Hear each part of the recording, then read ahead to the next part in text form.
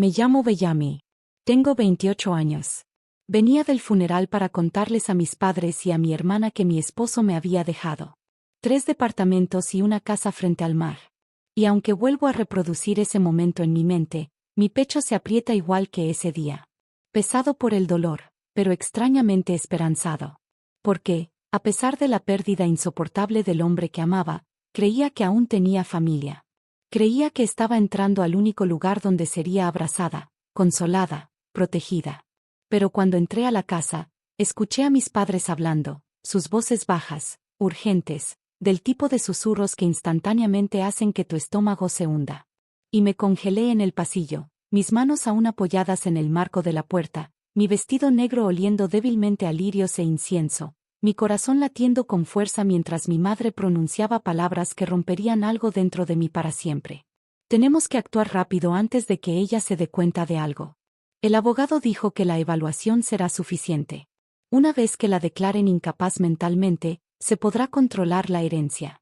Recuerdo que no respiraba, ni siquiera parpadeaba, porque mi cerebro se negaba a aceptar lo que mis oídos escuchaban. Y luego siguió la voz de mi padre, fría y práctica, despojada de cualquier calidez que alguna vez había asociado con él. Siempre ha sido frágil. Nadie lo cuestionará. Después del funeral, está emocional, inestable. Es el momento perfecto. Lo que dijeron me hizo palidecer. Mis piernas temblaban tan violentamente que tuve que apoyarme en la pared para mantenerme de pie, porque en cuestión de segundos mi realidad se torció en algo irreconocible, algo cruel, algo que nunca imaginé posible. Mis propios padres hablándome como un problema que había que manejar, una debilidad que podían explotar, un obstáculo entre ellos y los 4 millones de la herencia de mi difunto esposo. Mi mente repasó años de recuerdos, buscando desesperadamente señales que había pasado por alto, momentos que ahora parecían envenenados con un significado oculto, las preguntas sutiles sobre finanzas, el repentino interés en mi matrimonio, la simpatía ensayada tras la muerte de mi esposo, y comenzó a formarse una claridad nauseabunda. Esto no era espontáneo. Esto estaba planeado. La voz de mi hermana atravesó mis pensamientos en espiral, vacilante pero cómplice, preguntando: ¿y si Bellamy se opone? Y mi madre respondió con confianza escalofriante: no lo hará. Confía en nosotras. Y aunque lo intentara, los reportes médicos hablarán por sí mismos. Reportes médicos, evaluación, incapaz mentalmente. Cada frase resonaba como un martillo golpeando mi cráneo, porque sabía exactamente a qué se referían. Un breve periodo años atrás en que busqué terapia tras un accidente traumático, algo que les había compartido abiertamente con vulnerabilidad, sin imaginar que mi honestidad algún día se convertiría en un arma dirigida directamente contra mi vida. Parada allí, escondida, escuchando a las personas que me criaron orquestar con calma la eliminación legal de mi autonomía, mi dolor mutó en algo más agudo, eléctrico, una mezcla de incredulidad, traición y una determinación desconocida que emergía. Me sentí como una extraña espiando a desconocidos. Sin embargo, cada palabra se hundía más profundo en mi comprensión de quiénes eran realmente. Y mientras la conversación continuaba, hablando de documentos, plazos y con el abogado guiándolos, me di cuenta de que la parte más aterradora no era su avaricia, sino su certeza. Su absoluta confianza en que nunca lo sospecharía, nunca me defendería, nunca los vería como enemigos. En ese pasillo, rodeada de fotos familiares y recuerdos de la infancia, comprendí que ya no estaba segura, que el hogar al que había corrido en busca de consuelo se había transformado en un escenario de engaño, y que mi vulnerabilidad, mi duelo, mi confianza, mi amor estaban siendo calculados en mi contra.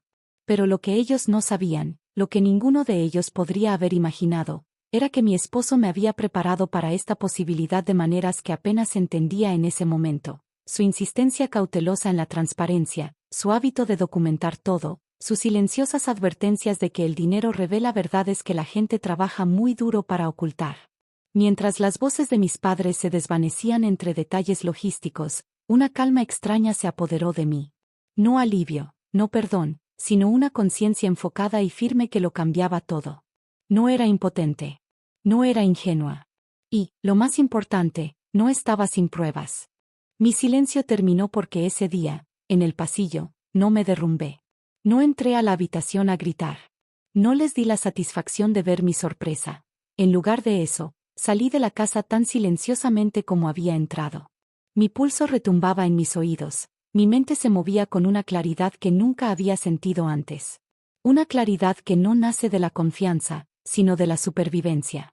El dolor ya me había arrebatado a mi esposo, y me negaba a permitir que la traición me quitara el resto de la vida. En el auto, mis manos temblaban tan violentamente que apenas podía desbloquear mi teléfono. Sin embargo, el instinto me guió directo hacia la única persona, el abogado de mi esposo. Él siempre me había dicho que, si algo alguna vez parecía estar mal, confiara en él. Mi voz se quebró al hablar, pero elegí cuidadosamente mis palabras, describiendo lo que había escuchado sin dramatismos, sin emoción, porque esto ya no era un asunto familiar. Esto era una emboscada legal. Hubo una pausa en la línea, larga y pesada. Y entonces dijo algo que cambió todo el campo de batalla. Bellamy, tu esposo anticipó presiones externas. No estabas entrando a esto desprotegida. En pocas horas, estaba sentada frente a él, aturdida pero alerta, mientras abría una carpeta que nunca había visto, un archivo de contingencia que mi esposo había creado en silencio, metódicamente, sin alarmarme jamás. Dentro había registros, cartas, copias certificadas y, lo más importante, un archivo digital sellado que contenía videos, estructuras financieras y salvaguardas condicionales. Mi esposo, el hombre que todos creían simplemente generoso y exitoso, había sido mucho más perceptivo de lo que jamás imaginé.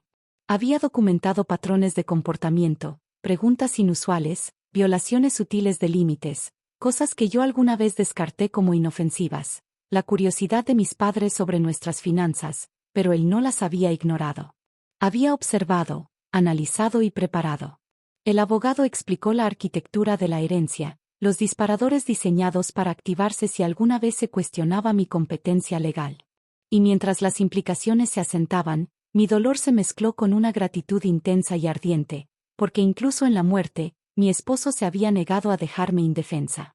Mientras tanto, mis padres aceleraban su plan. Confiados en que yo seguía siendo la hija confiada que creían poder manipular. Programaron evaluaciones, contactaron especialistas, construyeron una narrativa de inestabilidad con preocupación ensayada, retratándome como emocionalmente incapaz tras el funeral. Una viuda en duelo supuestamente desconectada de la realidad. La crueldad de todo esto era sobrecogedora. Su actuación de cuidado mientras planificaban mi despojo de poder. Pero esta vez no era yo la participante desprevenida. Asistí a cada cita, respondí cada pregunta, cumplí con cada proceso, y lo hice con compostura deliberada, sabiendo que la verdadera confrontación no ocurriría en clínicas ni oficinas privadas, sino donde los hechos no pueden ser susurrados ni manipulados, la sala de tribunales. El día llegó con una quietud casi surreal. Mis padres sentados frente a mí, rostros arreglados en expresiones de deber doloroso, mi hermana evitando mi mirada, y por un momento fugaz, vi la tragedia completa, las personas que se suponía me protegerían, ahora apostando a mi silencio. Su caso se basaba en implicaciones, historia selectiva y la suposición de que el duelo equivale a incompetencia. Pero cuando llegó nuestro turno, la atmósfera cambió de una manera que nunca olvidaré. La evidencia es un lenguaje distinto, inmune a la manipulación. El abogado presentó el archivo digital. El testimonio grabado de mi esposo se proyectó en la sala como una voz atravesando el tiempo mismo. Calmado, preciso, irrefutable. Habló de sus intenciones, sus preocupaciones, las salvaguardas que había instalado, y con cada segundo que pasaba, la ilusión que mis padres habían construido comenzó a fracturarse. Los registros financieros expusieron inconsistencias. Las comunicaciones revelaron motivos. Su estrategia silenciosa se desmoronó bajo el peso de la realidad documentada. Observé cómo la confianza se drenaba de sus rostros, reemplazada primero por confusión, luego incredulidad, y finalmente algo más cercano al miedo, porque la base de su plan, mi supuesta indefensión, había desaparecido. El fallo que siguió hizo más que proteger una herencia. Restauró mi autonomía, afirmó mi competencia y desmanteló una narrativa diseñada para borrarme. Sin embargo, la victoria no trajo triunfo, solo una claridad sobria sobre la confianza, la percepción y cómo la traición a menudo se oculta tras la familiaridad. Salí de esa sala de tribunales, no como víctima de un complot, sino como alguien permanentemente despierta a la necesidad de defenderse. La pérdida me puso a prueba. El engaño me acorraló. La evidencia me liberó. Y si mi historia te llega ahora, no es solo un relato de injusticia, sino un recordatorio de que el silencio no es la única respuesta ante la traición. Que la preparación puede superar la manipulación. Que la verdad, cuando se preserva, se convierte en armadura.